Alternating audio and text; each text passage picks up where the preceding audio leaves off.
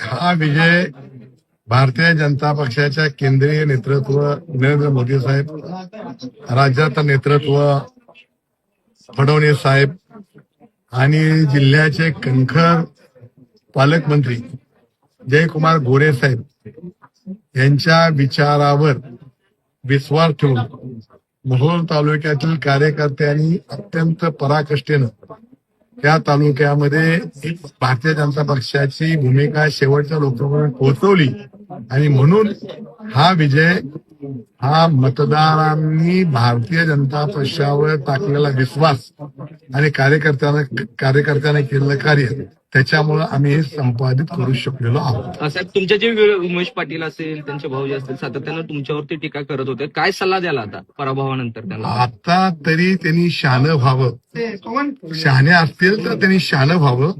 मोहोळ तालुका ही सुसंस्कृत तालुका आहे, सुसंस्कृत विचारधारेनं चालणारा तालुका आहे.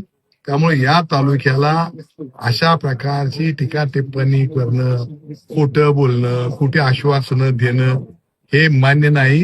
हा या निमित्तानं जनतेनं संदेश दिलेला आहे.